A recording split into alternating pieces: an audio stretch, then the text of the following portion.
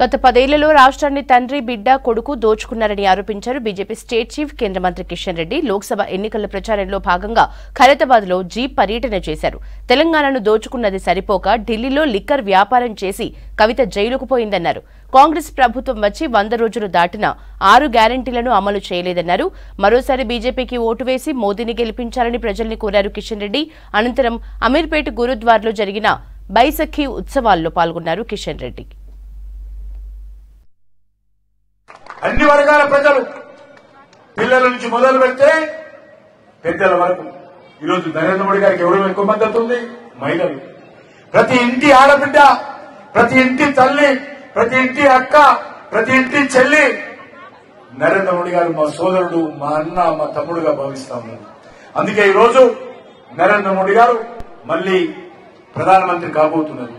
కేసీఆర్ చెప్తా ఉన్నారు, ఈరోజు తెలంగాణ ప్రజలందరూ పిచ్చోళ్ళు, నాకు ఓటేయలేదని. నేను అడుగుతా ఉన్నాను, నువ్వు ఆఫీసుకు రాకుండా ఉంటే ఎందుకు నీకు ఓటేయాలి? నువ్వు 9.5 సంవత్సరాలు 10 సంవత్సరాలుగా ప్రజల గురించి ఆలోచన చేయలే. ఆయన కొడుకు గురించి, ఆయన కూతురు గురించి, ఆయన అల్లుడు గురించి పనిచేశారు.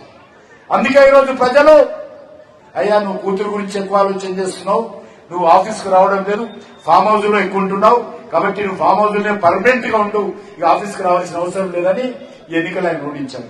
ఆయన కూతురు చూశారు మీదలు, హైదరాబాద్ చుట్టుపక్కల ఆయన కొడుకులు, ఆయన అల్లుళ్ళు, ఆయన కూతురు, ఆయన కుటుంబం 1000 ఎకరాలు మరి బినామీ పేర్లతో వ్యాపారం చేస్తా ఉన్నారు. భూ వ్యాపారం, కాంట్రాక్టర్ల పేరుతో బినామీ పేర్లతో 1000 కోట్ల రూపాయలు కాజేశారు. కొడుకుకో ఫామ్ హౌస్, కూతురుకో ఫామ్ హౌస్.